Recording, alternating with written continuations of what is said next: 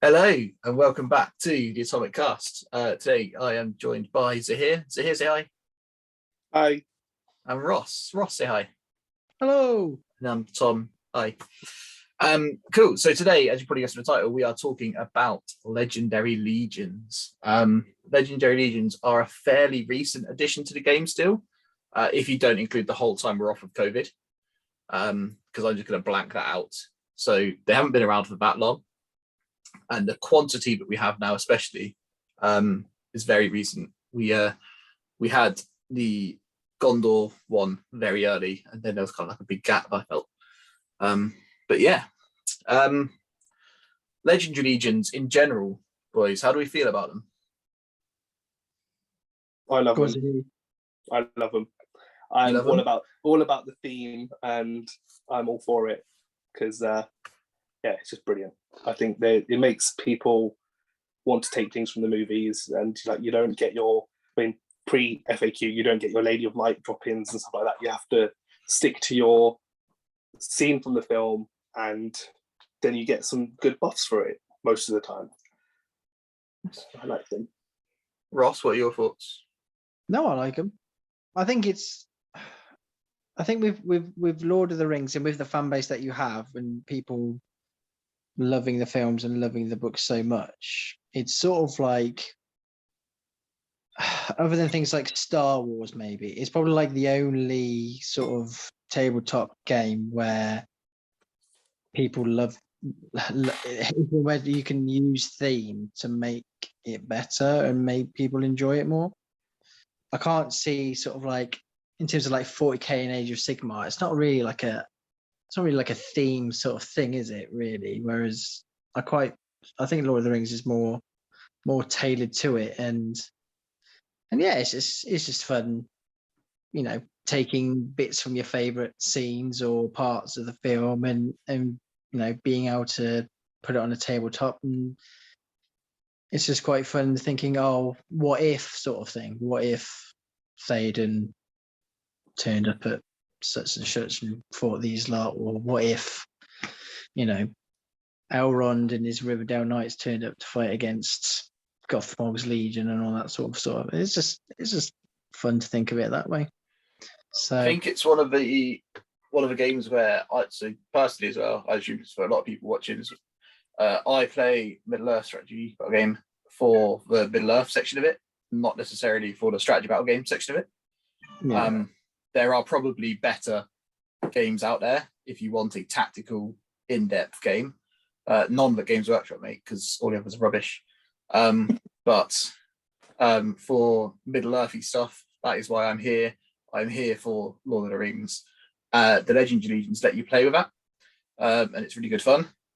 My only, to play devil's advocate, is what is the point then of the allies matrix and the army bonuses? That's true. But it means you can take things like Aragorn, Legolas, and Gimli in Rohan, like for the Defenders of Helm's Deep Legendary Legion, with Lothlorien and all of that, without losing any, because you can't take that without losing the allied bonuses, because they're only yellow for like the Fellowship and Rohan. Are they? Yeah. Which is stupid. I didn't realise that. I thought they were green. Yeah. So like, I think Army of the Dead and the Fellowship are also yellow. So you can't actually take the 3 hunters with the Army of the Dead and keep the Army of the Dead bonus, which is ridiculous.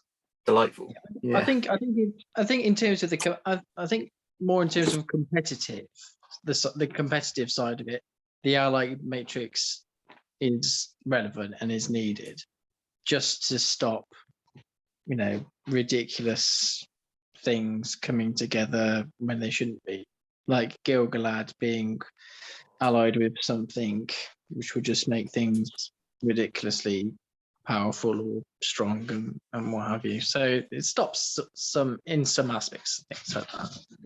But I think it's just more like, because if you think about it,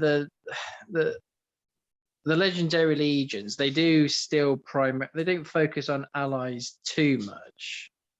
I suppose it's more like, I don't know if it's even 50-50 really, of there being actual allies in the legendary legions. I mean, you might have the odd character or troop type, which would technically be from different armies, but really they are sort of Mordor. It's a Mordor legendary legion, or it's a Army of the Dead legendary legion, or it's a Dunland legendary legion, or it's an Isengard legendary legion. But with the allies, it just gives you that more flexibility of having, 3 different armies together and them still working and just allows better, synergy and all that sort of thing. Yeah. So. Well, I want to hear people's views down in the comments below. See what kind of things you come up with. We also did a poll on our YouTube because we can do that now. Thanks for getting us to that sweet, delicious 500 subscribers. We can now chuck polls up and stuff. So we asked everyone what are legendary legions good for the game, and a few other stipulations. So the majority we've got like 53% people said yes with no other stipulations. 34% of people said yes, but everyone should have one. And then 13% said no, they are bad. So one of the comments on there is from Leon. Hi, Leon. Leon said they are bad. Now, the reason Leon said they are bad is because it kills a lot of fun of building lists. Since we got the Legendary Legions, the rules for building lists became more and more restrictive, and the trend goes towards pure armies and Legendary Legions, which might be a good thing for thematic players, but it's horrible for players like me. List building is one of the most fun things for me, but it gets more and more useless because there are so many strong Legendary Legions with which you almost cannot build a bad list. For example, Bayo Dread's Legendary Legion. What are your thoughts on that?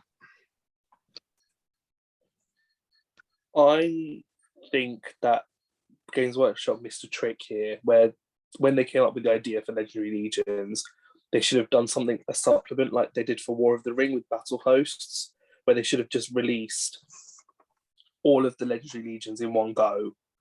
And then every faction has thematic Legendary Legions, they get some bonuses, and you wouldn't have, because I think a lot of people, and including in our friendship circle, they're very faction loyal, like Lee with his dwarves and Curtis with his Moria dwarves and stuff like that. People like their army, and I think that they should be rewarded just like the people who play Rohan or play, well, Gondor hasn't really got any, but like the Lurtz Scouts and Mahos. That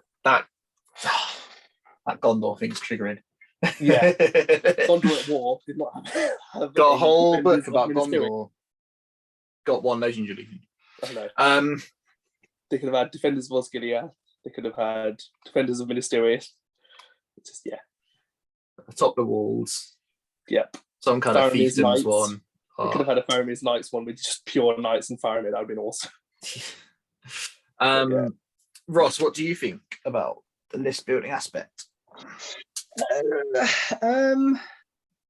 I get what he means by it sort of would, it gives you less options and all that sort of thing, and there's less to think about or try and plan, or everyone likes building a list and seeing what combinations that they can come up with and all that sort of thing. But I don't know. I think he's more. I think he's obviously with the second half of what he was saying, where you can really easily put a Legendary Legion together and they're just really, really powerful. I get what he's saying in terms of Theodred's Guard and all that sort of thing. But then if you're worried about the power of something, I always find that with I don't know, I can't think of one Legendary Legion that is just perfect and has no weaknesses whatsoever. And if you're not going with a Legendary Legion and you are going purely on the Alliance Matrix and just building it all from scratch, I think in terms of that, you can always make, in my opinion, a better army that way than with the Legendary Legion. If you take in consideration yellow alliances, for example, you've got Goblin Town. as soon as people start throwing in the spider queens and the bats and all that sort of thing, it comes into a completely different animal. So yeah, I don't think ever legendary legions are going to top any army list that you could potentially make by making one from scratch, because the tools that you have, they're just so vast. There's always going to be something new that someone's going to bring up and think of and go, oh, bloody hell, that's really, really good. So yeah, so I think Theodric's Guard is an example of that. I mean, I don't think people really thought initially Theodric's Guard was really, really good until people just started working out, oh yeah, they've got this, that, and the other, and all that sort of thing. So I don't know. I think it works in two different ways, doesn't it? Because like you've got like, I don't think anyone would ever take Army of Gothmog, but because you've got so many more options from Mordor, but like you would always take Return of the King rather than just pure ghosts allied with the three hunters. It's just sort of like, it depends. Some of them are really, really good and some of them are not as good. Yeah, some of them are definitely better than others, which obviously brings us around to our beautiful segue into today's main body. Just quickly, because I was looking it up. The GC obviously just happened this weekend. There is obviously something a little bit still to do with list building that's outside of Legendary Legions, because Good versus Evil and the top 5 says 10 lists there. Only 3 of them are Legendary Legions. The rest are not Legendary Legions. So they're not quite breaking the game yet. It's okay. No. And right. I think also, like, Legendary Legions just make some things playable. Like the Necromancer Legendary Legion, the Vanquishers of the Necromancer Legendary Legion, where it just makes the White Council playable. Yes. And, it just gives you bits and pieces that just make it more likely to be seen on the table. And, they're not going to win tournaments because they can't do everything. Like, they can't be in multiple places at once. They can't be, divided or whatever, because there's only like 4 models in an army. So I think, overall they're fairly balanced for tournament play, because I think unless you get really lucky with the scenarios, you will have an Achilles heel. Yeah, I mean, not every single person that goes to the tournament is going to go there to win the tournament and all that sort of thing, and just be like, I'm going to win. I need to bring the most optimal, perfect army I can. I'm going to try and win. Some people just like being there for the fun, and people might want to go, oh, I fancy bringing the White Council. Obviously, history, before they were FAQ and all that sort of thing, they were ridiculously powerful, but somebody might want to go, oh, I'm just going to bring, Army of Gothmog, or I'm going to bring the Army of the South, or something like that, or and just do it for the fun and just see how they get on. So I think the mindset of competitive people sometimes do. I don't know. It's being competitive. Competitive people can just sometimes bring things down where it doesn't really need to be brought down in the first place, just because it affects them being with their competitive play and them trying to win a tournament. Yeah. If you want, like, if you're that type of person and you're just focused on the competitive and that sort of side, then make a tournament where you're really restrictive, everybody's fair, all the tables are fair, everything's exactly the same, and it's there's like playing 40k. So it's just, if that's the type of tournament you want, then go to that type of tournament. If you're going to a tournament where you really want to win, but there's all these legendary legions and themey things that are going on, don't moan about it, because it's there. So yeah. All right. You're just laying the groundwork for your Easterling Legendary Legion that's coming out soon, and then you can be like awesome. Legendary Legions. So what we've decided to do is we are going to do a top 5 Legendary Legions, good and evil mixed together, but we're going to do them at 2 separate points levels, because I think it does change. hopefully we'll see a difference. So we're going to start off with 600 and under is our thing, so the lower points levels. That's what I class as low, 600 and under. Just if anyone's wondering. So has everyone got their 600 under lists ready to go? Yeah, just about. Lovely. So I'm scared now of judgment though. I'm going to start. And my number 5, I've got the Defenders of the Shire.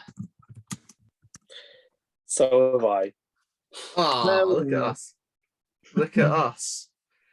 So in sync. Yeah, Defenders of the Shire. So if you haven't seen them played before, you can head over. We've got some battle reports with them. Shameless plug. Go see them. But basically, the Defenders of the Shire, my reasons are, at low points, you get an awful lot of bodies in Defenders of the Shire, like an awful lot. You also get an awful lot of traps. The traps are quite useful, but they're not amazing. So, they're all right. But what you also get is things like battling brandybucks. And if you don't know, if you give a battling brandybuck an axe for about, I think it's 5 points, you can now piercing strike up to strength 4 and have a lovely, lovely time with some strength 4 hobbits running around.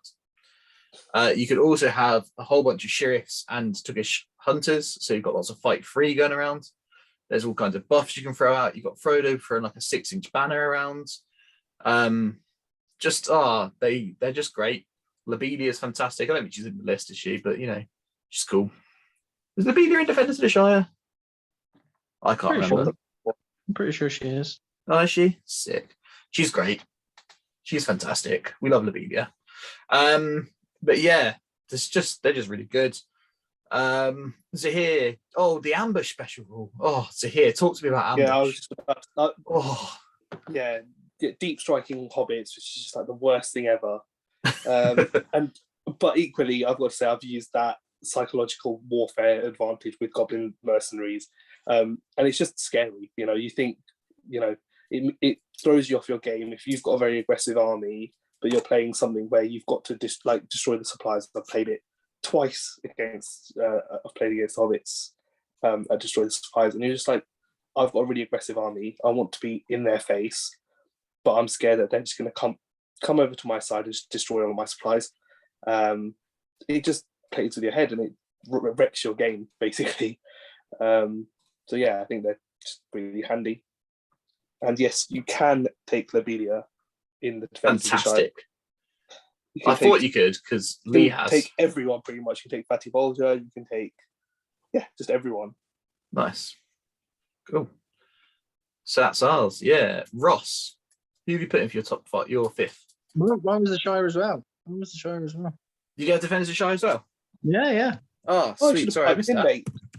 Yeah, Defenders of the Shire, definitely. Defenders of Shire. I think it's, like you said, the amount of numbers that you have.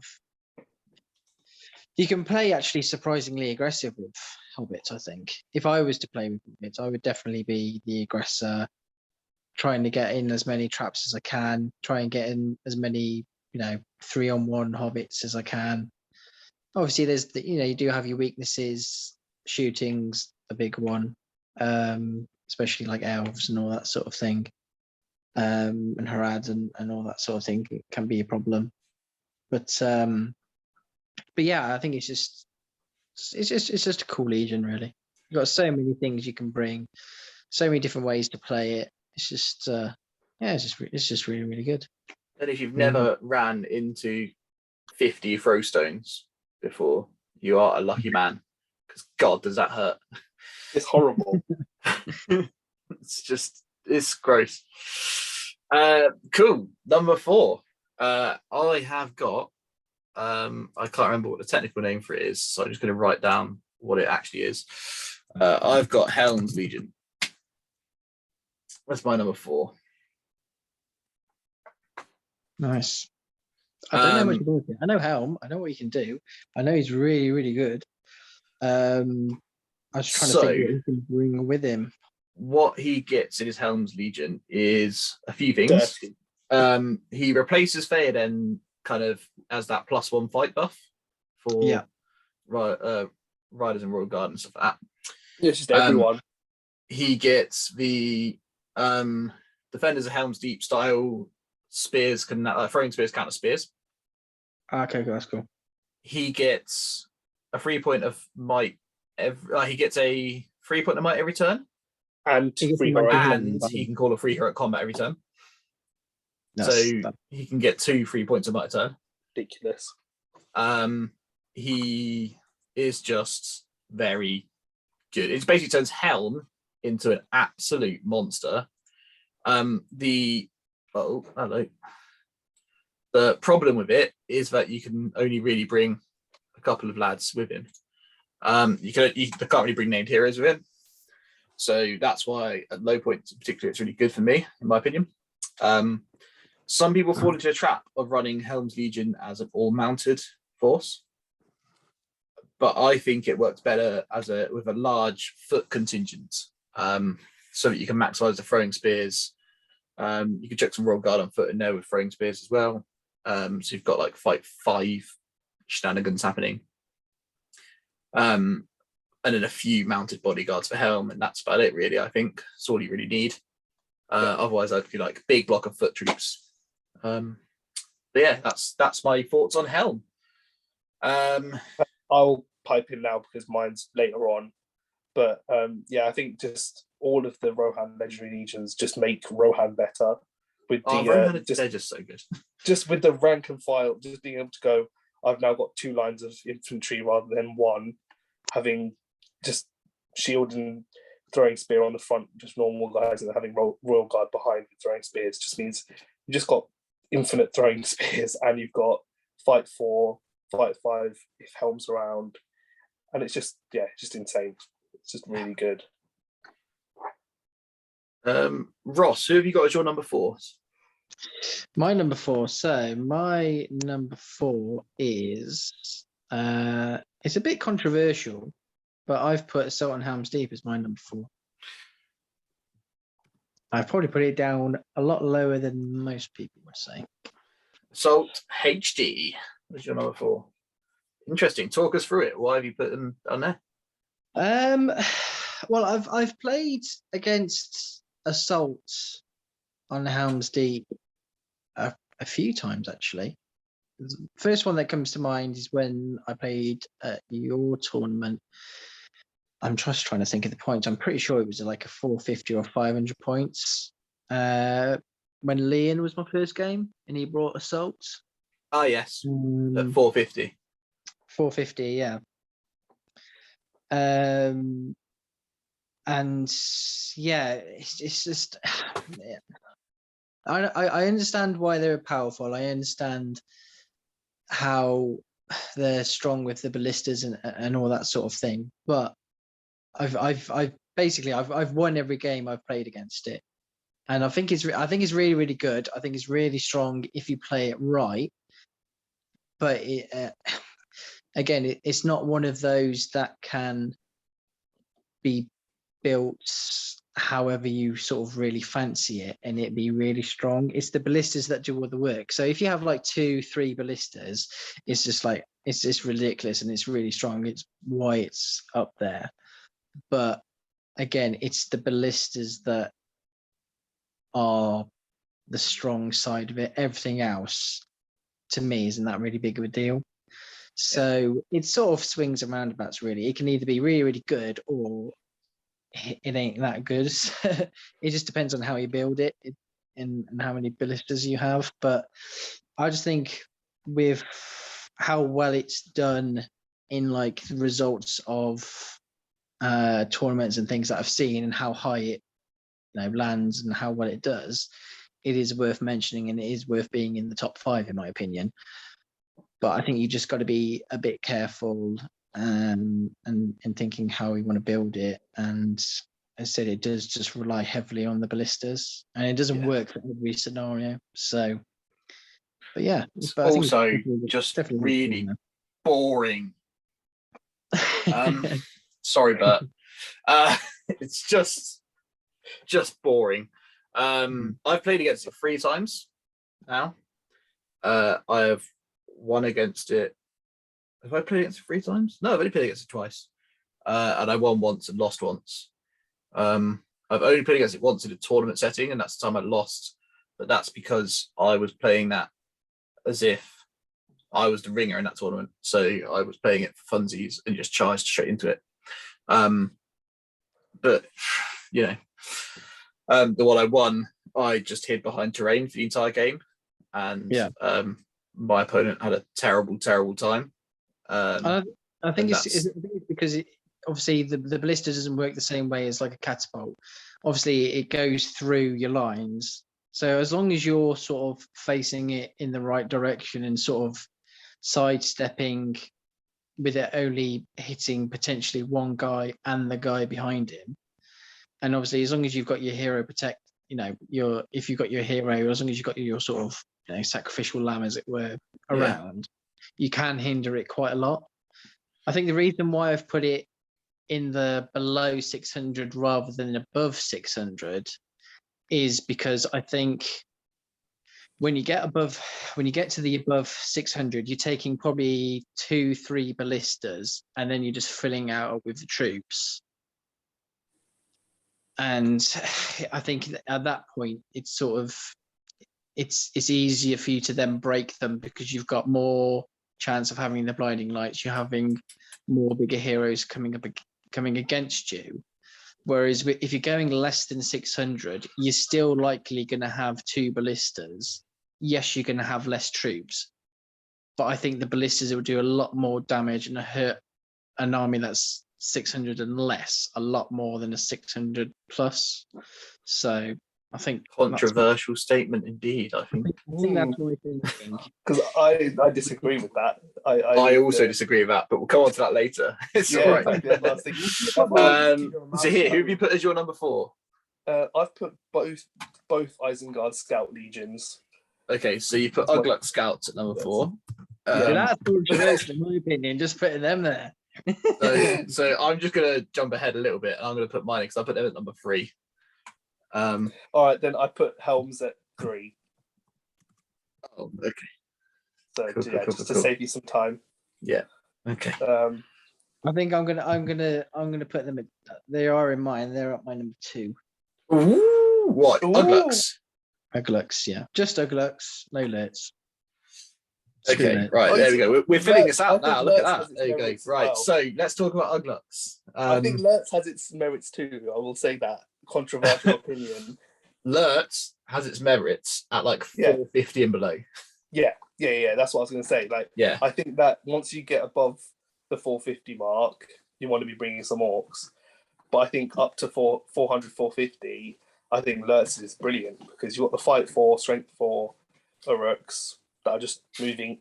Your whole army's moving at stupid fast speeds, and it's just brilliant. You're like, I don't like that's coming at me, so I'm just going to go over there.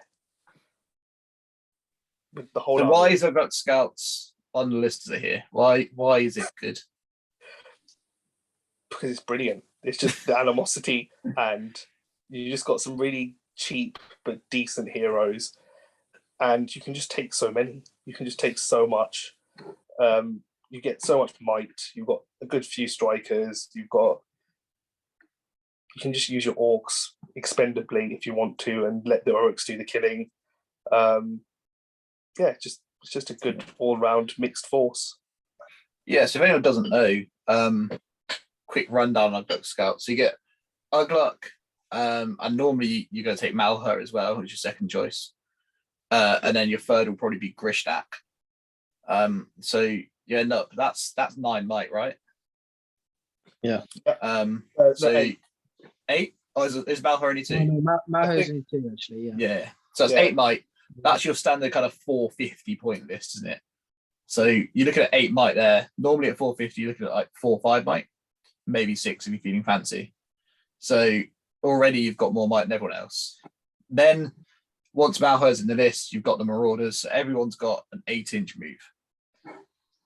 So you've now got your big spicy 8-inch move boys running headlong at you. Ugluk and Malheur both have March. So they can now be going at 11 inches at you. And if And you're not kick already a them up. little bit scared, I don't know what to tell you. Then you can take a drum as you get to like 550 and higher up. You start chucking a drum in there as well. Now, the drums normally only affect the Uruks, but that's fine. But the Uruks with a drum and a march going 14 inches. That's obscene. My only problem with it, and what hampers it a little bit, is that the orcs can get left behind. Yeah. So you need the orcs to be with it. So, to get your animosity, which is +1 to wound if you've got an orc and an urk in the same fight. What I often see happening is Ugluk and Grishnak getting into the same fight with people. Yeah. Whatever they're in a combat with dies unless they win a fight, basically. I think that's when you're using animosity. You shouldn't be trying to use animosity with every orc and uruk. Yeah, the orcs give you split sport. Yeah. And if you're not killing things with those uruks by having more bodies than people, because the uruks they're cheap, man, as well, like the scouts. Yeah. You get so many bodies in this army as well. And because you're not having to spend the point to make more marauders, you just get more and more and more. Yeah. It's consistently up there with the highest model counts at tournaments at low points, as well as the highest might count. And those models were all fight 4, strength 4 uruks, and then a few orcs. It's just a lot. Yeah. But yeah, that's Ugluk Scouts in a nutshell, I reckon. Unless anyone's got anything else to weigh in. Not much. Do you think it's too powerful for what it is? Do you think it should be toned down slightly? I think Yeah. Lurtz's Scouts should be a stronger list than Ugluk Scouts, based on the time they spend together based on film time and book whatever. I think they should be better, but I don't know how to effectively do that. I'd be tempted to take animosity off the Ugluks, to be fair. I think they should, if for something that comes to mind to make Lurtz's Scouts better would be to improve Lurtz himself. Yeah, give him Master Battle on a 4-up or something. Yeah, that or something that buffs his troops and just makes him that better quality leader, other than him just throwing a shield and all that sort of thing. So yeah, because I was going to say that Ugluk is rubbish. So I think that's what makes the Legendary Legion okay. Because Ugluk is just so easy to take down. Yeah, Ugluk is a terrible, terrible leader. He's okay at 400 or 500 when nothing can really everyone else has kind of got a similar level hero. But as soon as you get above that, he's awful. Yeah. He's only defense 5. Yeah. My thing with Lurtz's maybe would be to give Lurtz some form of heroic strike for free, or counter call someone's heroic strike or something. Because if you think about it in the films, he's in combat with Boromir, Legolas, Aragorn. He doesn't lose those fights. It takes all of them to bring him down. I don't know. He's pretty. It's pretty handy. Or a blubbery mass or something, because I've lost an arm. Oh well. His sword's inside me. Get in there. I don't know. Something like that. I think it's but a scratch. I think there's several.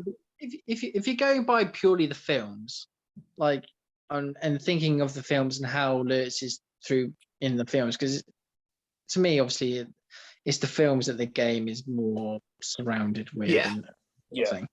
So you could almost have things again, if you take, for example, the fight between Lurtz and Aragorn, he takes a dagger into his leg, he gets his arm chopped off, he gets stabbed in the stomach, and he pulls the sword into him and tries to choke Aragorn's death. So if you're taking something like that, you could potentially have something he has 5+ feel no pain, for example. Yeah, but he's only got one fate as well, doesn't he? Yeah. So maybe Or he he gets gets, fate like- back in his scout lists, like Boromir gets when he's in Minas Tirith. Yeah, I agree. I think your Master of Battle idea was quite good because I think him being able to go toe to toe with a hero, like a leader, a big hero, should be okay. It should not be a thing that's like, hard. They've tried it with the challenge rule, but you just don't really do it, do you? No. Because challenge is wank, basically. Or if you are going down the challenge avenue, go down the challenge avenue, but just give him a bonus other than him just calling it for I think he calls it for free, doesn't he? Challenge. He can call anyone out, so he can call like small people out as well, can't he? Yeah. That's thing. So he can like run around and call out all the hobbits and stuff. Yeah. I don't know. I just think it would be good. Like, oh, if Lurks calls a heroic challenge on a hero, he gains, I don't know, +1 on his fight value or +2 on his fight value or something like that, just to like bump him up a bit. I think it's all around Lurks. I think it's Lurks. Yeah, it's got to make Lurks better. Improved. Right. Cool. Ross, you're number 3 because I've done mine. Mine was Uglux. My number 3 is Theodred's Guard. Theodred. Theodred. Theodred's Guard. Cool. You put that at the low ones. Sweet. Tell us about Theodred's Guard. Mine's number 2, just to make it easier. Ooh, okay. Interesting. There's some controversy here. Tell us all about him. Tell us why you love him. So, well, I had the pleasure of playing against Ali King with his Theodred's Guard. I thought That's all we you need to said. say, really, isn't it? Ali King. But yeah, no. So you got Theodred.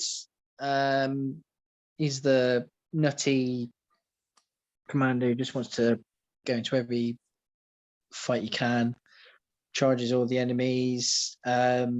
But I think it's the troops that do it really. So you've got the potential of you've got Grimbold. He can obviously make his people strength 4. You've got the throwing weapons that you can have. Everybody literally have, which is what obviously Ali went down towards with all the throwing weapons, throwing spears, and all that sort of thing. And actually as well, which is really good, it's just like every single model is Swarm Protector as long as Theodred's alive, and so they just stick around and just phased by nothing, which is really, really good. But yeah, it's just one of those that's just really hard nut to crack. It's you can't just go charging in trying to kill him because you're just gonna die, because the amount of throwing weapons you're gonna have at you before you get an inch near him is just absolutely devastating. And I think obviously, I don't know if people have read Ali's little thing that he did of his road to the GT and all that sort of thing. The only real weakness is Theodred himself, and if you don't control him right, it can be quite squishy. And if he does die, then the Legion loses a fair chunk of the rules that they get with the Swarm Protection and all that sort of thing. But yeah, I think it's just it's one of those, and the heroes are really cheap. And obviously the buffs that they bring to the troops is really, really strong. So you do get the numbers as well. So if you're going at 600, you can get cram a lot in 600. And yeah, again, it's just one of those legions that it's a Rohan Legion that isn't really a cavalry legion. It does well on foot and being on the ground. It's like a mixed militia, isn't it? Like yeah, almost, which are just insane as well. Yeah. So, but no, I just think it's really, really good. So cool. So my number 2 in here, I have put the Riders of Phaelin in mine. My main reasoning for this is write me a Rohan list. Cool. Now your Rohan list is going to be way better if you make it Riders of Theoden instead. Yeah. Basically, that's basically my reason. You don't lose anything by making yourself Riders of Theoden other than a choice of a couple of heroes who you probably aren't taking anyway. And Outriders. What? I think you lose Outriders as well, don't you? You lose Outriders, but yeah, but they're not great. Yeah, they're all right. Yeah. So, and the reason I've got him at then you gain death. So, you're probably looking at a couple of heroes in here, or you go to your hero build, one of the two. If you've got 2 or 3 heroes, depending on what point you're at, then you're calling death. You're getting all the 3 heroic combats and 3 heroic strikes. You can get pretty close to breaking an army through one turn of like big death antics. If you go to your hero route, you can turn to take like at 550, I think it is. You can take like Theoden, Daelwine, Dernhelm, and a whole bunch of captains. You get like 7 heroes, and you get 7 death calls off, and it's like 7 heroic it's just absolutely brutal. But yeah, basically, Rider of the Theoden, it's just insanely good. Yeah, I don't think at like 450, I think that's too low. So I think between about 550, 600 or so, I don't like it that much higher. I think it starts to lose a bit of its impetus higher up, but I'm not sure. I haven't actually played it that high up yet. I'm probably wrong, because I think I've seen it a couple of times kicking around at 700, but I think it's one of them like 600, 500 points. It's really good, personally. Cool. Yeah, has Zahir disappeared? Did that happen? Possibly. It looks like he has. Just us then, mate. Okay. Who did you put as your number 1? So my number 1 is Mirkwood Rangers. Interesting. Okay. Hello, sorry about that. Controversial call. Oh, here he is. He's back. It's a controversial call. All right. Has anyone else got Mirkwood Rangers? I picked the perfect time to come in because that was the same for mine.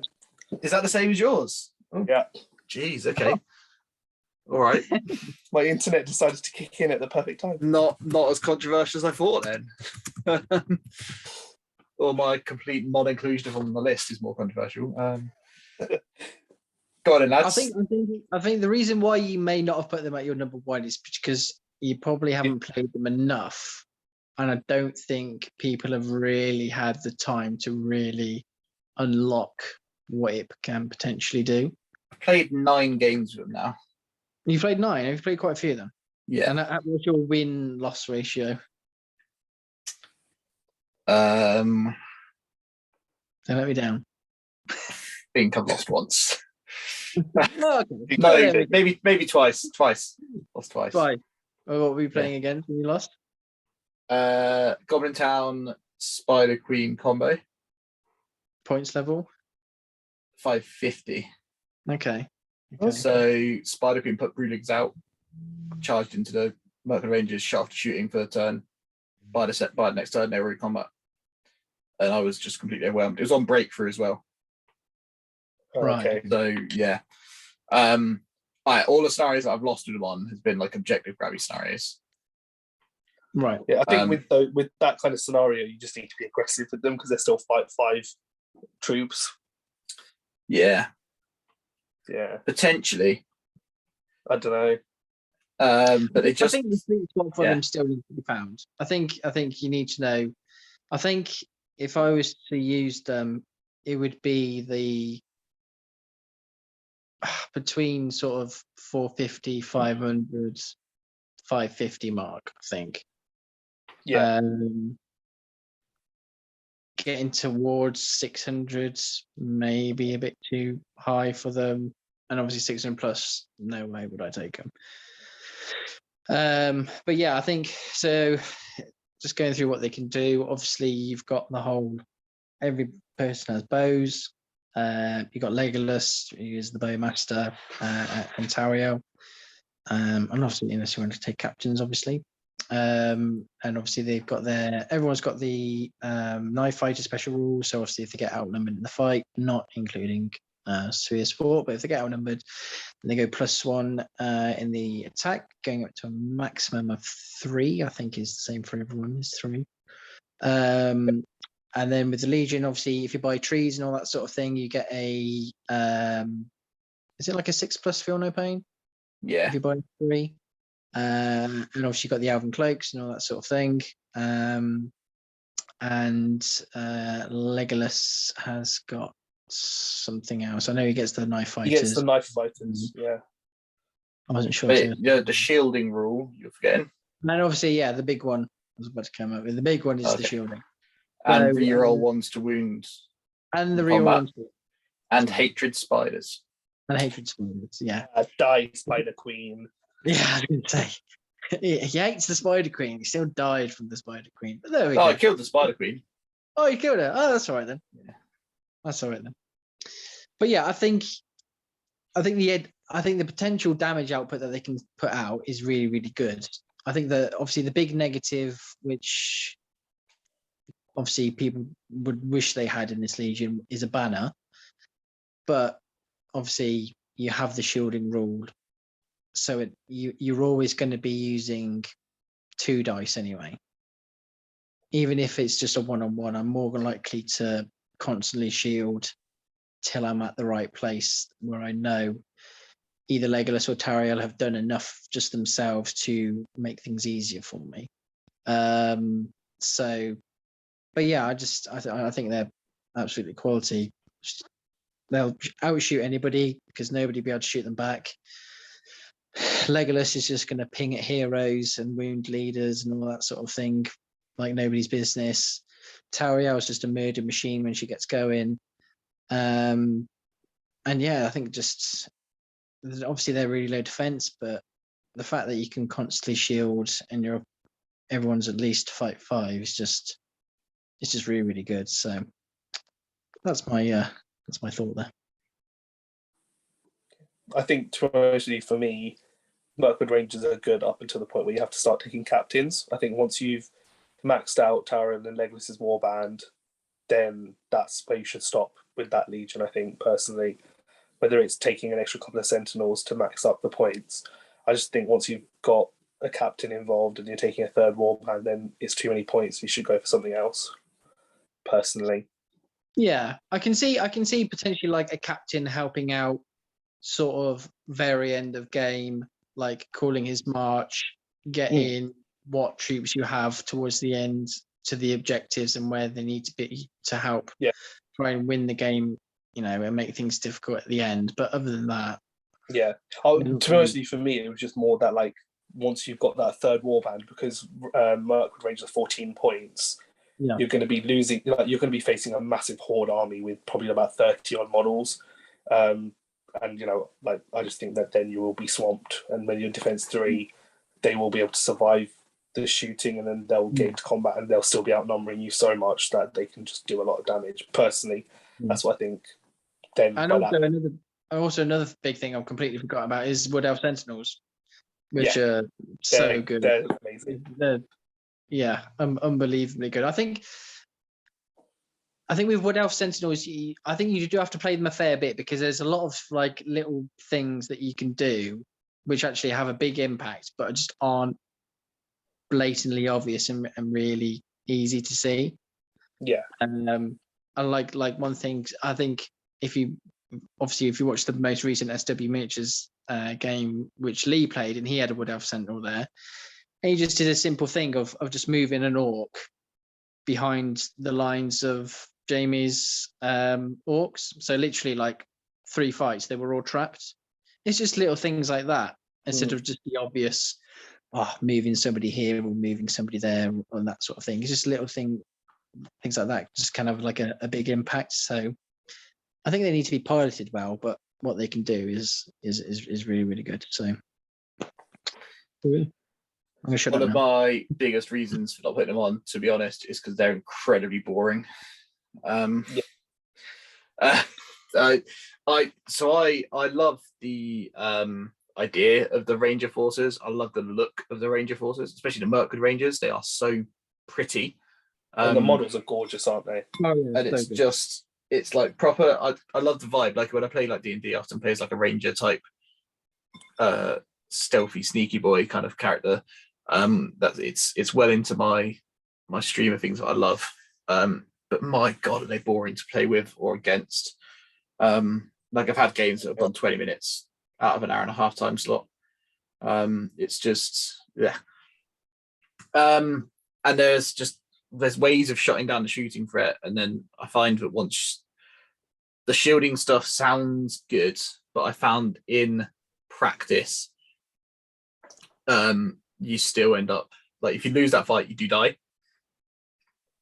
And if you're shielding to try and not lose the fights, you're not killing anything back. So you have to be really careful with Legolas and Tariel. And if you're being careful with Legolas and Tariel, there's normally a hero coming through, dropping your elves. And it's just, yeah, it's quite hard to, I don't know. Maybe I haven't worked it out yet, but I've been trying a fair bit. I think they're definitely one of those that needs to put out the damage early with the shooting. Yeah. If they don't put out the damage early in the shooting, and it's very ineffective, especially if you've got the scenarios where it's a 24-inch deployment, and you've got to, the bow shots have got to count. They've got to make things easier. Otherwise, it will just be too late and sort of on the back foot all the time. But the games I've lost with them, my opponent has shut down my shooting. So and that's really hurt. But there's that little bit of one-dimensionalness that just pains me a little bit. What's number one? Number one? Yeah. Dunland. Dunland. Okay. Dunland. I think that would be very controversial. I think there's going to be a lot of comments on that. I was going to say, like, to be honest with you, but until about half an hour ago, I didn't even remember they had a legendary legion. No one does.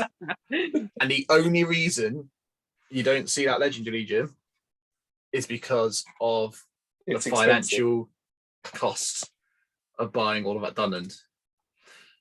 That Dunland legendary legion is so good, and no one ever uses it because of how expensive it is. Let me find it so I can tell you all about it. So Dunland. First of all, you've got all the Dunland lads. The Dunland lads are all banging, right? They're so good.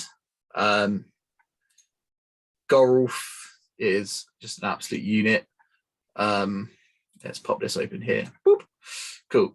Oh, so you got it up on the screen. Perfect. Yeah. So you got Fryden, Gorulf, Frida, Oathmaker, Chieftains, Warriors, Wildmen of Dunland, Horsemen, Huskarls, and Crebain. Crebain, yeah. Some of the best models in the game. Yeah, I was about to say the same thing. Frydan is a hero of valor in this legion, and he is your leader. Mildly upsetting, because obviously you would have otherwise put Gorulf as your leader, because, Iron Skin. Cool. So they all get Hatred Rohan. That's cute. All of your banners get doubled up to range 6. That's amazing. And at the start of your fight phase, Frydan can declare his invincibility until the end of the turn. All Dunlanding models within 12 inches of Frydan get +1/2 wound. So you get a kind of like Goth Mog buff in there as well. On paper, doesn't look that special, right? But then you think about how cheap their warriors are in terms of points. For 5 points a model, that +1 to wound is ridiculous. Yes. The Wild Men also, the Oathmaker, Commit, and Fearless. Mm-hmm. So you have Fearless 5-point models with +1 to wound under a 6-inch banner. You've got your Crebain, who are best models of the game. You have got they're not the best models in the game, but they're up there. It's just really good, mate. It's just a really, really solid legion. How much of their stuff is fight full? Because as far as I was aware, none of it. Not a lot of it is. Not a lot of it, if any. I think just the heroes. Are there Huskarls? I don't think so. It should be up there, shouldn't it? On a couple of pages up. Yeah, let's have a look. Because as far as I'm aware, like you said, Zahir, on the top of my head, none of the warriors are fightful. No. Why do they need the banners? Because banners are cool. Because you need it to roll a 6. No, they're fight free. Cool. Yeah. They're the ones. They get +1 fight within 3 inches of a dominating hero. So yes, they got to fight. Okay. And then they've got their spear or 2-handed axe. So they've borrowed some pikes from Lasanok. And then they've got if you were to have a love child between an Axeman of Lasanok and a Knight of the Lambroth, Dunlending Huskarl. That's a bit of a reach, but also, like, you have to spend like £50 million for 3. yeah, they're really good. I like them a lot. Just you've got the best anti-cav in the game. Anti-cav, they're really good. Oh, they're strength 4. They are strength 4, yeah, with axes. Really strong. They are. So they're strength 4, so they're wounding your horses on 4s and can reroll to wound. Nice. And they get +1 to wound against Rohan horses. So just don't roll a 1 or a 2. Yeah. I think it's a really good legion. I think it's a bit like fiefdoms. As soon as you lose your heroes, it sort of goes a bit down the pan. But you see, I think that's what legendary legions are. I think they're centered around the heroes that make the warriors better. And I think this hero right here, Gorulf Ironskin, the absolute unit. heroic defense is ridiculous. I killed him with Wozers, to be fair, when I played against him. But I killed him with goblins. Yeah, he's really good. You know what? I mean, I do think I've reached a little bit, but it's really good. And I just wanted to shine a spotlight on it, right? That's what you wanted to do. They're just so good. You wanted to bump Games Workshop sales of Dunlending Warriors. They're just really, really good. And I promise you, if you actually use them, you'll see how good they are. I think they. Do you have an army of them, Tom? They just need somebody to. So that you can't say anything. But I think they're really good. I think it just needs somebody to take the time and sit down and play that Legion a lot, and find out. You know what we all forgot? Walls of Isengard. Nah, I don't rate it. Don't rate it. Yeah, 450. Yes. Anything above that? No. Yeah. But yeah. No strike. The fact you don't have strike at all. Before we move on, What's that? Other mentions. Ghosty Boys. The Return to King Legion. Yeah. I think the most honourable mention should be Men of the West. It's like the most amazing legion ever. You're wrong. I am. Riders of AMF will take that crown. The most pointless legion. I mean, it could be good, right? But it's like playing Rohan on hard mode. Just take Riders of Fed instead. Yeah. Because also there was a time when Gondor at War white. came out, right? So I went to a couple of tournaments between Gondor at War coming out and nothing else having come out, like Legendary Legion wise. One of them I went to, I played 4 games. I played Riders of Fairden twice, and I played Return to King twice. Oh. The next one I went to, I played Riders of Fairden twice. I played Return to King once, and I played Ranger of Fleeing once. And that's what the tournament scene became very quickly after that book came out. It was awful. Fortunately, I took Harrod Span with a bajillion bows and watched Akana to deal with the ghosts, and I had a great time. But yeah. Right. Everyone grab a drink. Get yourself ready. I'm going in. 600 plus.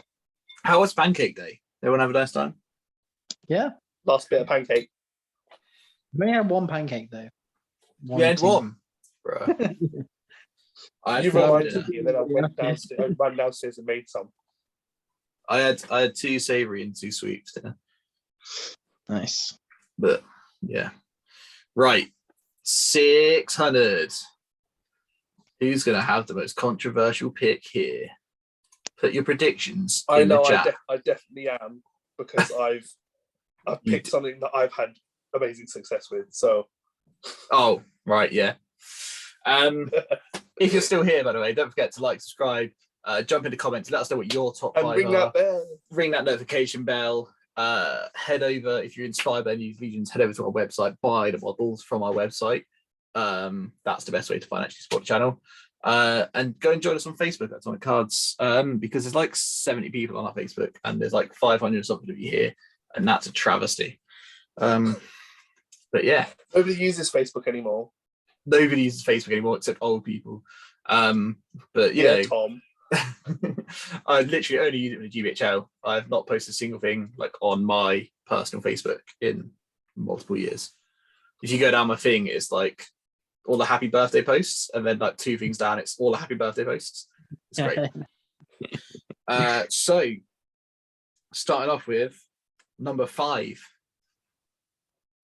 I have put the Black Riders at my number 5. I forgot about that one. I didn't forget, but they are not on my top 5. They only just squeaked it in on my top 5, to be fair. Mainly because I'm intrigued to see what happens now that Lady of Light's kind of gone. She was the big like anti-Black Riders thing. If you haven't played against them, don't. It's, by God, are they oppressive. They're even worse if you end up playing like evil versus evil. Evil versus good, it's not too bad. You can do lots of bodyguard units and some high courage, and you can kind of take it a little bit. But oh God, it's awful. They can stack up all of their Harbinger rules, so you can't charge them. You end up at like courage 2, courage 1 if you're lucky. All the way around, but you know. Then they've got their channel transfixers. If you're playing them at this kind of points level, they've probably got all 9 of them, or at least 8. So you got 8 channel transfixers to do with. So you don't have your heroes anymore. Sods. They're just gone. They're either not in the game or they're dead. One of the two. They don't lose their will in combat, do they, either? They don't lose their will in combat, no. So you then end up with like 8 or 9 fight 5 lads on horses charging you, who are defense 8. They've all got a couple of might each normally if you're building it properly. A couple of might and a couple of fate each. It's just so if you play it well, and you do have to play it well, it is really, really good. Their biggest weaknesses, they hate being shot. So I played against with the Mirkwood Rangers, and it was like, this is easy street. Because I dropped all their horses like turn 1. And then turn 2, there were a couple of dead wraiths. Legolas was sat there doing 2-up, hitting on the Witch King, just in case he got close enough to put a wound on him with some might. And it was just shooting at him. But yeah, they're just gross. That's all. Yeah, thanks for coming to my TED Talk. I've played against them once, and yeah, it was an awful play experience. Probably one of the worst games I've had. And it wasn't my opponent's fault. It's not the person that's playing them that's fault. It's just the way that it goes. It's like, move a wraith, right? What spell am I going to do? Right, I'm going to do this spell. Right, how many will I'm going to spend? What's it worth? Okay, right, roll them. Right, am I going to might it? Right, this, that, and the other. Okay, now I'm going to move them back again. And then it's that like 7, 8, 9 times, and you're just like, you're scratching your eyes out. You're just waiting and waiting and waiting. If you could somehow manage to get a good sportsmanship score whilst using the Black Riders, fair play to you. Fair play. Because it's just awful. Take them out for a steak dinner. That's the only way you think you could do it. I know someone who did get a couple of votes using them, but he was also playing on the bottom tables and was just messing around. And he was like, just having fun with it. But other than that, it's just... Ugh. Yeah. It's just a very slow game. If you're going against somebody who knows what they're doing and they know exactly when they do when, and they just get on with it, and it's a bit quicker, then I wouldn't mind it as much. But if you've got an inexperienced player who's just unsure, it just drags out the game, and it's like 3 turns, and it's gone like 40 minutes of your game out of you, and you got an hour left. And it's just like, oh my god! And you've moved like, I don't know, 12 inches for the entirety of it. Yeah. Not fun. Yeah. Ross, who's your number 5? So my number 5 is Kira Thungle. Nice. They got dumped out of my list for the Black Riders. It's my number 5 too. Yours as well. Yeah. They only got dumped out for the Black Riders because I haven't played against Kira Thungle. Anything about it? What did you say, Ross? I said Zahir can take it from here because I can't remember anything about it. I just know that it's a good legion. It's basically the better Uglet scouts because you get Shelob, who's better in every way possible. She gets +1 attack against men, elves, and dwarves. So in a good versus evil tournament, and hobbits, sorry. So basically everything good, she's going to be +1 attack on. With Monstrous Charge, she's got 3 attacks. And I think she's re-rolling them all with venom, and it's just disgusting. What happens if she eats somebody? She can eat somebody, and I'm pretty sure, can she like eat somebody or do something? She becomes a banner, or she can re-roll a dice or something. I can't remember now. But I think that's just her general. She re-rolls something to the end of the phase, doesn't she? I don't know. I know she can just eat somebody or do something, and she gets. Because it wasn't. It had to be FAQ quite quickly because someone was like, "Does this count?" Because it doesn't actually specifically say until the end of the phase.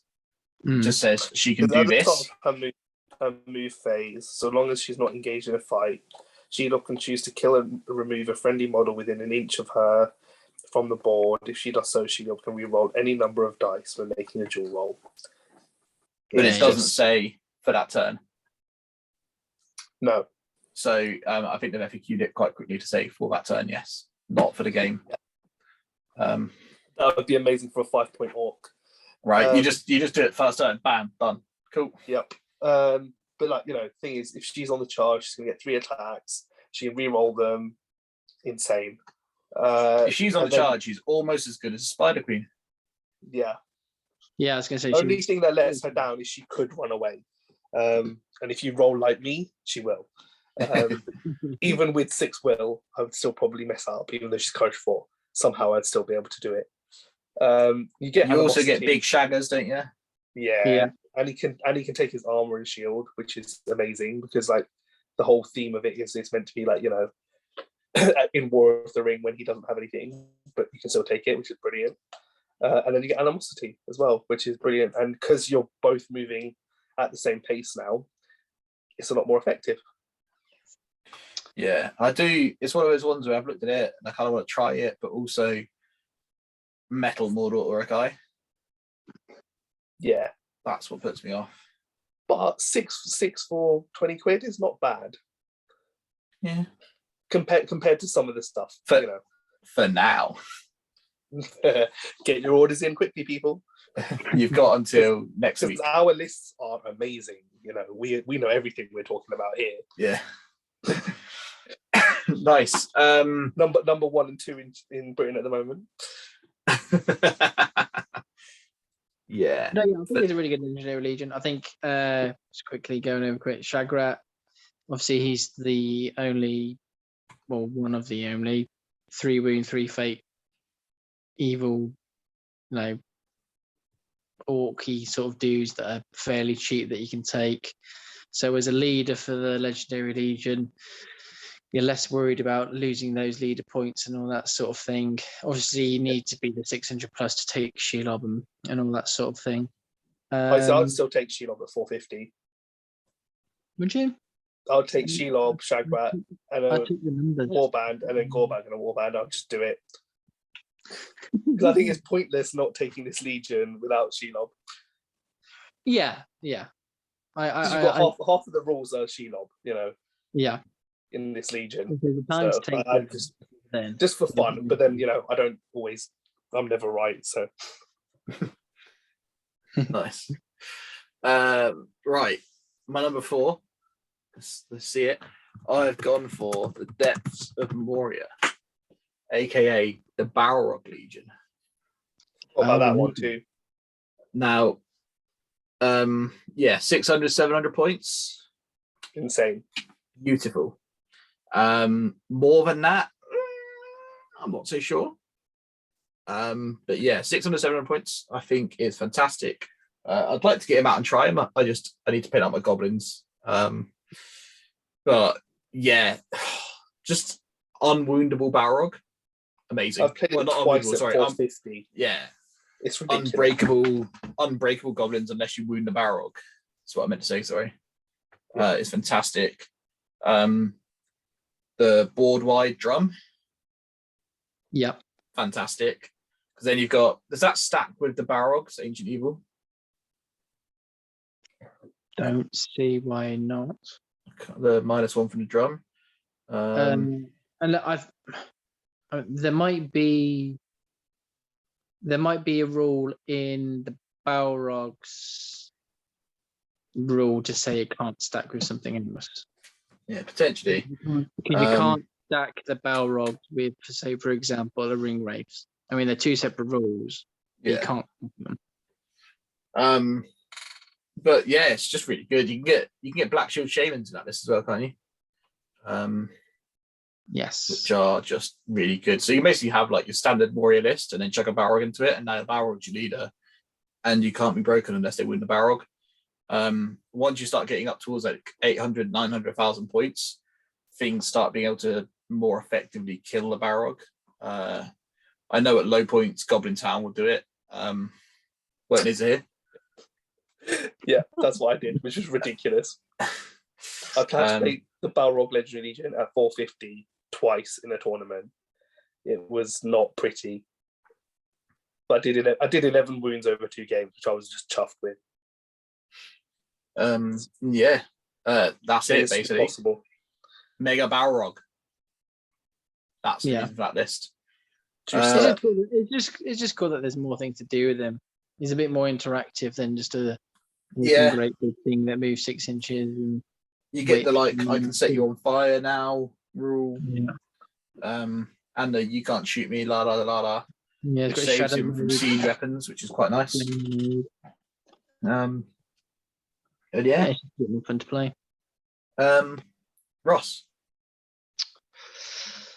So, my number 4, which might be a bit controversial because of how low it is. Actually, no, I'm actually going to bump it up. I think it deserves higher. I'm going to go for. I can't really talk about this legion, but I think it can be really, really good at high points, but at really high points, and that's the Rise of the Necromancer Legendary Legion. Nice. But that is at high points. That's like 900, 800 sort of points. When you get all of them. Because I think with all of them, Zahir, you might know. What's the 9 race and the Necromancer all together? It's. I don't actually know. Are they 70, 80 points each? That's this year project, isn't it? I've got a book. Give me a sec. I feel like they're under 100 points each, and he's 250. Yeah, it's 675. They're 75 points so each. 925. Yeah. So yeah, so you're looking at like the 1,000 point mark, if not slightly less, 850. 850, you'll be all right. Because leave. Is it Kamal? Leave him at home. Yeah. He's pointless. There's one you can leave behind. So yeah, 850. But yeah, it is the top end.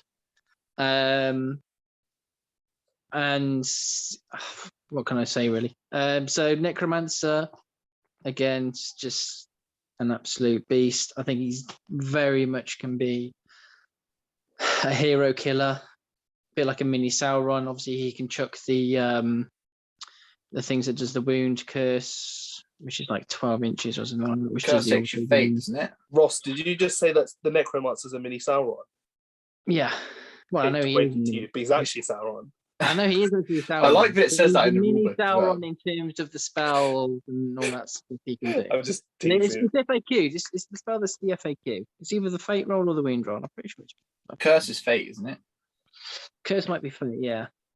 I'm pretty sure he has like Drain Soul or Chill Soul or something as well. Oh Yeah, yeah, when they he's in FAQ chill combat. soul onto it, I think, didn't they? But yeah. One of them was FAQ'd onto him. I can't remember. And yeah, just the spells that you can do. I think as well, you're rolling 2 wheel per spell because obviously if you spend 1 wheel on magic, you get a free one. He's going to be really, really hard to kill as well because he can just literally he can make himself invisible, so you can't shoot him, you can't spell at him, you can't do anything. He's just floating around, doing whatever he wants to do. And then obviously you got the ring wraith, so they've all got strike. They're all fight 5. You can have more more might than anybody. So you're going to have at least, if you're taking off Kamul, you're going to have 19 might if you're going into it with Sauron and 8 wraiths. So you're not worried about the might.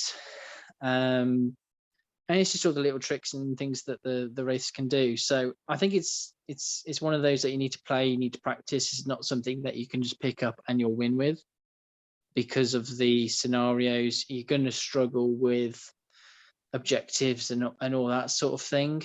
But I don't think it's impossible, considering they're all going to have at least 2 attacks, so potentially killing 2, potentially 4 things if they're combating and obviously killing. But yeah, I just think it just has a lot of potential, really. I think How is your Legion coming on? Because I know you said you were going to do it this year. Yeah, I know. I've got the Necromancer. I've painted the Necromancer. It's just sort of getting ready to sell a kidney to get the Forge World. And I need to get it before the prices go up even further. Yeah. So yeah, I'll probably have to sell 2 kidneys or a kidney and a bit of a liver or something like that. But yeah, I'll get there eventually. So Nice. watch this space. Watch this space. Zahir, who we put at your number 4? I put the Riders of Theoden. Ooh, spicy. Because I think at higher points it means you can take loads of heroes to maximize the death special rule, and it just can hit hard. You can take as many Rohan Royal Guard as you can. You just maximize that hitting power and just go for it. My Riders is number 3 for me, by the way. Okay, that's cool. We'll speed round that round then. So I've got Phaedrad's Guard at my number 3. Yep. For all the reasons we said earlier. But I put them in there so you can have the 3 heroes that you want at 600 plus. So you get Phaedred, Grimbold, and then Elfhelm as well. And I just think it's slightly more well-rounded then.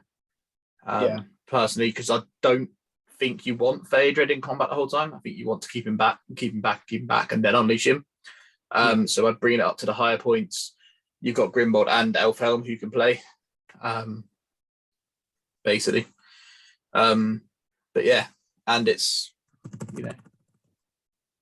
it's come second at the third at the GT, and won several events at 700 points or so. So must be right, basically. Ross, you got Riders of Theoden in 3rd. Lovely. We've spoken about them a lot. Straight round to Zahir. Return of the King. Legendary Legion. Spooky ghosty boys. Yeah.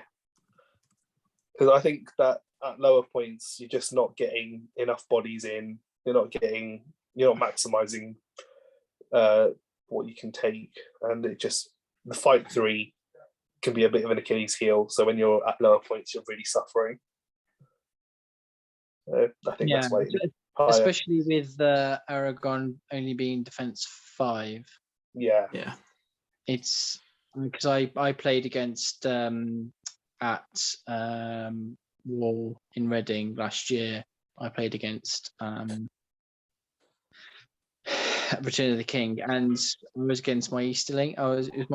Against my Easterlings. I lost, but it's just the fact that I think it was like turn 2. I actually had some bows with my Easterling, and somebody took a pot shot at Aragon and took off 2 fate. Yeah. So Yeah. it's it can be a bit squishy. So at times. So if he does go, which is, but it's a lot easier with him being as he is than in others. I think it You makes have the to have Legion something- balance, doesn't it? That he's defense 5, because otherwise it would just be unbreakable. Well, I have riddled him with crossbow shots. It's been great fun. Because 600 plus you put a Legolas in, right? Yeah, definitely. And then once you got Aragorn and Legolas, that's when it starts to really fire, because then you've got Legolas, you can just sit there and plink out threats, take out horses, banners, that kind of thing. It's great. Nice. Cool. Well, this has been quick. This one was sped through these bad boys. Number 2, who are you, Ross? I'm putting the Assault Legion. Ooh. So I'm putting Assault Helm's at number 2. That's my number 1. That's your number 1. Gosh, you have played Bert too many times, haven't you? I've not played him at all. I just know he's very good with it. So I'm scared of it. I put it up at number 2 for basically the reasons why Ross said he didn't put it up on higher on his other list, like why he didn't put it. So I think you want 2 or 3 ballistas to make it even better. Yeah.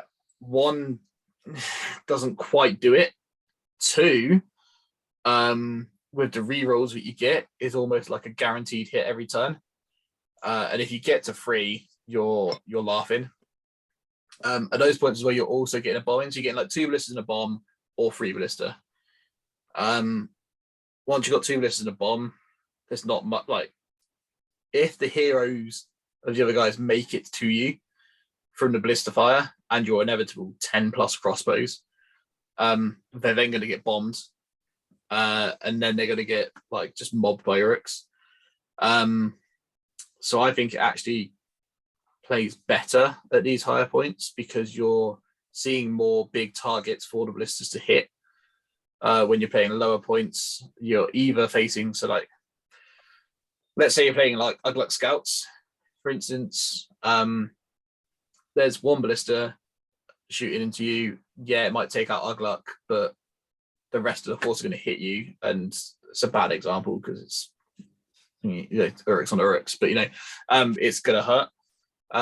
Whereas if you're playing at higher up points, you're looking at across the field and you're seeing like Imrahils and Suladans and Aragorns and Boromirs and whatever's, and they're much juicier targets for the ballistas to hit. Is my thoughts on it. Basically, I agree. Just maxing out crossbow. The thing is, because you don't have any big heroes, you're just piling in dependable troops. Yeah. And Uruks with heavy armor and shield are just insane. You just have rank upon rank of Uruks. You have your captain that's a bit beefed up. You just have like a third of your army as crossbows, and at high points you can have so many shots coming at you, you're not going to know what to do. It just looks scary. It looks so scary. I don't think it's a very fun experience. I think that's what just does not make me want to take it ever, because I feel like just the thought of playing against someone with it just ruins it. Because like, at least when you've got a big hero, they've got a big hero, you know you're going to smash into each other in the middle, and it could be a 50-50. You strike off, there's a bit of a chance. Whereas with ballista shots to the face, you're just going to get rinsed. I also think it's better with 2 ballistas and a bomb rather than 3 ballistas, because the bomb covers a lot of things that the ballistas are scared about. Or 3 ballistas and a bomb. That's a lot of points. But things like Maelstrom and deep striking stuff onto your bombs, things like that, onto your blisters rather. The bomb could just go, nah, you're all right. I watched Imrahil get bombed turn 1 on Maelstrom. That was quite annoying. It's just things, it's just, it can go horribly, horribly wrong. What was it? 3rd at the GT? 4th? Second, actually. Second. I thought it was second. Yeah. Second at the GT. And then Jasmine's obviously used it to great effect. That was pre-nerf, but pre-correction rather than nerf, let's call it. But that's just real good. Sweet. Ross, number 2. So my number 2, and I think it's going to be Zahir's number 2 as well. I may be wrong. Is Pits and Door. Yeah. And the only reason I put it at number 2 is because Assault is just dirty.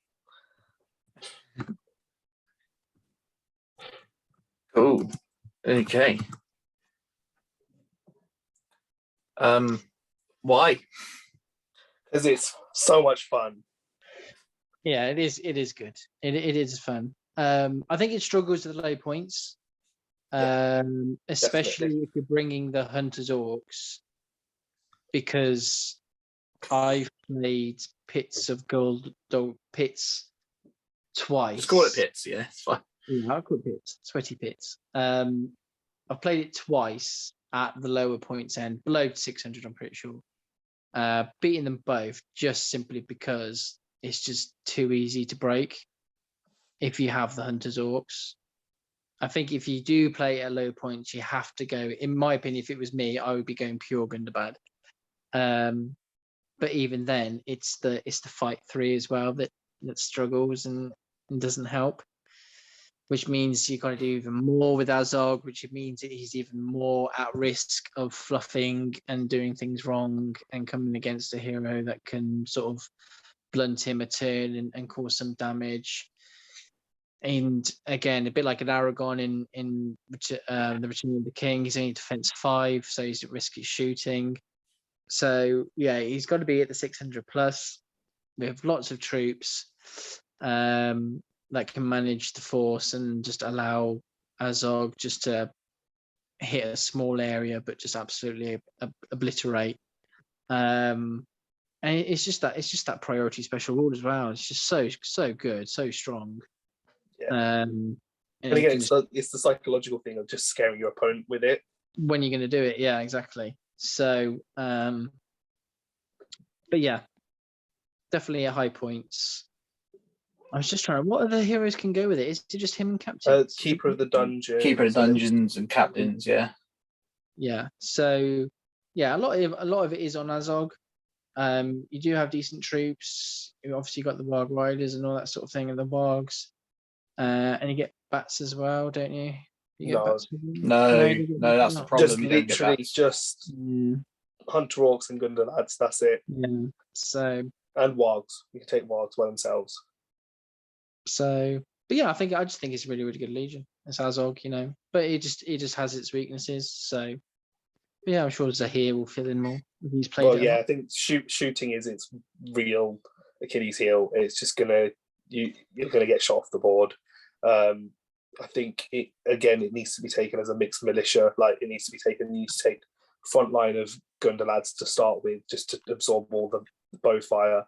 You keep your Hunter Orcs behind them to start with as you're moving up, and then you just split them off, get the Hunter Orcs into the front rank and keep the spears behind, and then you've got 3 strength 4 attacks. You keep a banner in there and you will be winning lots of fights. It's just lots of fun, very killy. It's quite aggressive. I don't know if you've mentioned my subtle favourite thing about it. The resistance to magic. There we go. Yeah. Yes. Because I played against the Necromancer Legendary Legion pre-nerf, and Orcs were just resisting like Nature's Wrath and Wrath of the Bruinin, and it was just really. I spent all of my will turn 1, and I was still resisting magic. Oh, the White Council one. Huh? The White Council Legion. Yeah, the Vanquishers. Yeah, you said necromancer. I was trying to work out. I was like, hang on, why is the necromancer got a wrap of brewing in? No, sorry, the vanquishers and the necromancer. Sorry, yeah. I was like, is that on Ross's spell list that he put in? No, the vanquishers and the necromancer. So it was like, just ridiculous. Like you've got random hunter orcs rolling sixes to resist things, Yeah, and you're just like, nah, like did they? Elrond. Oh no, I was going to say, do they gain a will back? But they don't because it's the resistant magic dice. Yeah, I got really excited. I made that mistake because I was like rolling my will point and my resistance to magic, and I didn't yeah, you've got them separate dice. Yeah. And I rolled like sixes. Oh, for God's sake, why did I not specify? But I was like, no, I want to keep that because I need to resist it. And it's like, your opponent rolls a 6, and you're like, you know what? Eat the dice. Oh my God, you guys are having such a bad influence on me. I've never used that word before. And then you roll a 6, and you're just like, that was just a hunter orc, an 8-point hunter orc that just resisted your magical power. It's just ridiculous. Nice. Yeah, because that's what I would say one of the biggest weaknesses of Hazard generally is magic. And then you put him in there and he gets that covered for him, which is quite nice. Sweet, yeah. Right, I'm going to go with my number 1. I'm ready. I'm ready to get slated. I'm looking forward to this. I think I know what it's going to be. I'm curious as to whether it's going to be the same as mine. Okay. The Defenders of Helm's Deep. Same as mine. Yeah. Okay. Cool. See, I really like this list, but I'm interested why you put it number 1. Okay. So, why is it number 1? Well, it's just really good. It's very good. It's really good. So, first of all, the ability to bring a whole bunch of elf shooting into your Rohan force is delightful. You got 33% of your army is going to be elves. They're going to have spears and bows, and they're going to sit behind your Rohan, and they're going to have a lovely, lovely time. And they're going to shoot really far. And they're going to shoot you from really far away. Then, if you don't know, guys, they get +6 inches to their shooting range. So they're shooting you from 30 inches away, and you're going to have a lot of them, and it's going to be irritating. Then you're going to have Theoden chilling out, giving all you guys that +1 fight. You're going to have... You mean Dean? The Paleth. It wouldn't be Theoden. Yeah, the child. Basically, if you can have a child in Middle-earth, take the child. That's always the rule. If there's an option to have a child in your army, take the child. I don't know what it is about Jay or Dan, but whenever they write the rules for children, they're always stupidly good. So you take Haleth. As you get to the higher points, you're going to have Aragorn as well. And this is when it gets super spicy. And Gambling. Because Aragorn is now next to Haleth fight 7. Because he gets +1 fight next to Haleth. Fight 7 Aragorn is a unit. The bows are fantastic. You've got Rohan spears that we use as spears, as well as just throwing spears. So you can have a whole bunch of like Royal Guard chucking their throwing spears around. So you've got like a D6 front line. You've got spears doing speary things. I don't know, man. It's just so much good. Yeah, it is really good. You could say negative wise. No Cav. That's the thing. Yeah. That's why it wasn't on my list. I'd like an horse. I'd love a special rule where halfway through the game, all you hear is suddenly got horses and charged out. That would be fun. Or you could take Gandalf and Éomer, but they can only show up halfway through the game. Yeah. Like turn 3, they can turn up. Yeah, but they still get their shade special rule. Yeah, Ross, talk to us more about it. What can I say, really? Yeah, I mean, I think it's one of those legions where the more points, the better it is. I don't think it's not one of those legions where if you get to 800, 900, it starts to get less powerful. The more points, the better it gets, because you're just going to bring in more heroes. You're going to have more people. You're going to have more bubbles and special things.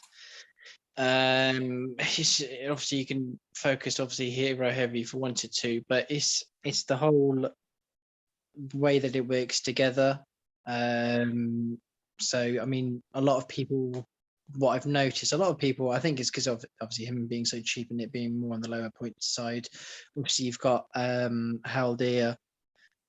Obviously, with him being near Theoden or Aragon, has a banner himself. So obviously they work really well together.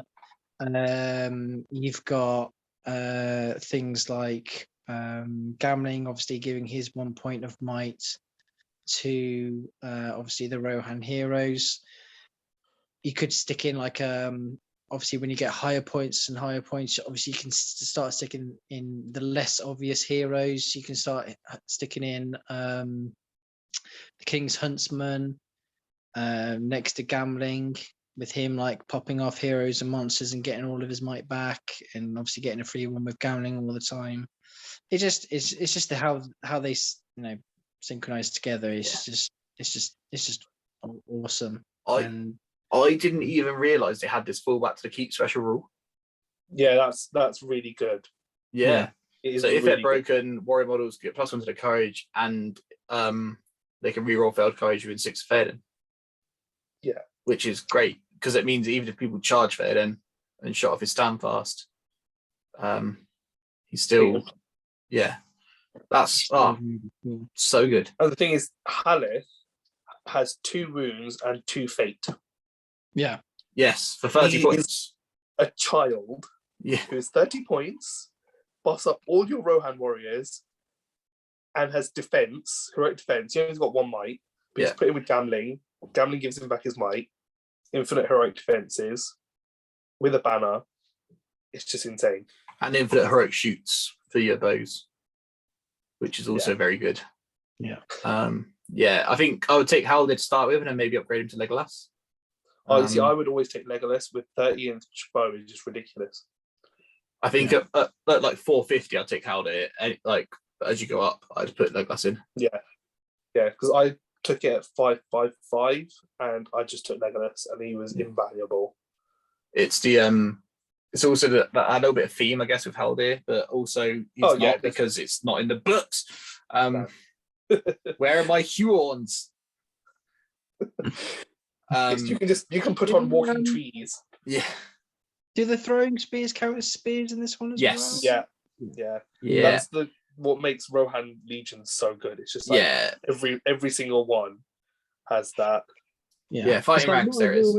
It's like, what has normal Rohan not got? They haven't got a lot of spears. Okay, well, the throwing spears are now spears. Yeah. Like, done.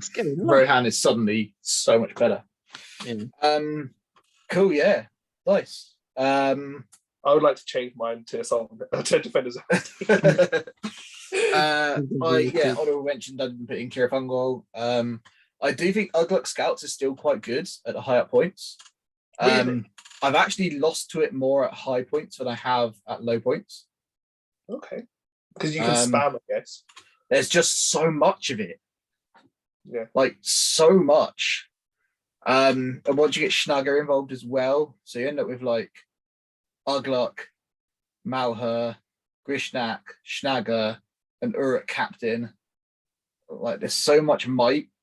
There's so much, like, so many bodies on the table. Like, it's just so much.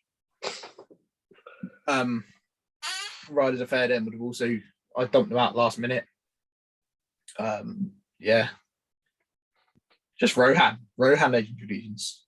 Yeah, I think that's what Legendary Legions have just made Rohan better. They didn't need it. When was the last time you saw a Rohan list that was Rohan? Like, honestly, it's just it's pointless. Sweet, yeah. Cheers, guys. Last thing I want to chuck in then, as I mentioned before we started, what's the one Legendary Legion that you would love to have attention and become better? So the one that needs like improving? Yeah. One that you would love to see improved. Men of the West. Yeah.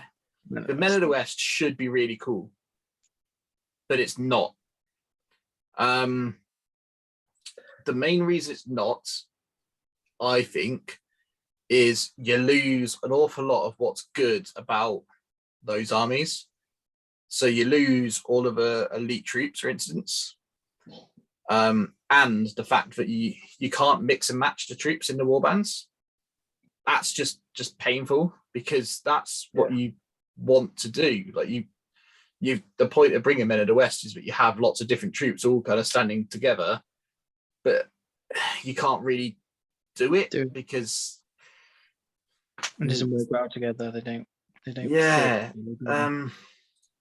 Like it's it could be so cool, and it's just not. It's just like, why would you ever bother taking that over just the three factions can all ally together anyway? Yeah. And they all get their buffs. They're better. Yeah. Just as is. There's no Royal Guard. There's no Fountain Court Guard. There's no Rangers. Like, yeah. I think the only thing you can take is the twins and Legolas and Gimli that you can't take from those three lists pure. Yeah, pretty much. And you wouldn't really want to take them anyway if you've got that much option. Yeah. And you can legally take Aragorn, King Elisar with Theoden. So why would you not want to do that? I have done that. Exactly. I did that as 700s. Theoden, Dernhelm and Elisar together. Yeah. Was quite nice. Yeah. Just a bit pointless, really. Yeah.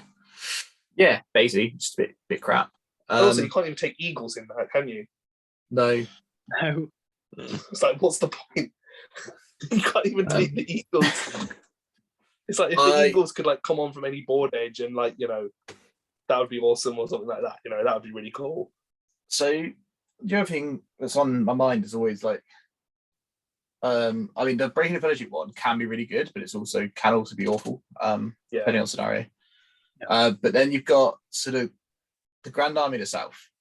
Yeah, that's one I'd want improved. Or I at least easier to bring anyway. I really want to try it because it looks really good, but I'm just a little bit scared because I know the very first time I use it, it's gonna suck. Like, I think you have to use it really well. Yeah. But I think it can be amazing. And I've seen it place quite well at tournaments a few times. But That's cool. I thought Ross was putting his thumb down then. Yeah. Just no. Yeah. It looks like it could be really spicy, but I just don't know. Yeah, I think it would you'd need like loads of games to perfect it, wouldn't you? Yeah, I think it's the like Murmuk, like the Royal War Murmuk, with a kind of UFO of Harrod Raiders to protect it, and then just a whole bunch of dudes up top. I don't know, some camels, some fun stuff. But I think the thing is, you can't get half the stuff for it, like all the Mahud stuff. You can't get it. Yeah, I know. We know you've got it. It's cool. But I meant, as in, like, you know, us laymen. Yeah, well, that's why I really want to try it, because it's like it's like my childhood wet dream. Because that's when I was growing up. That's what I wanted, and that's why I've got it, and that's why I took the time to go and get all the camels and the Royal War Murmuk and everything, because I really, really wanted them for like my whole life, and then I've actually just never used it, and it pains me a little bit. So yeah, I'm going to try it. While we're here, if there's anything you want to see on channel, make sure you shout it out down there. Let us know if you want to see the Grand Army of the South come out on the table. Let me know. If you want to see Dunland, let us know. We won't do it because none of us have it. But let us know anyway. Save all of our money. False advertising.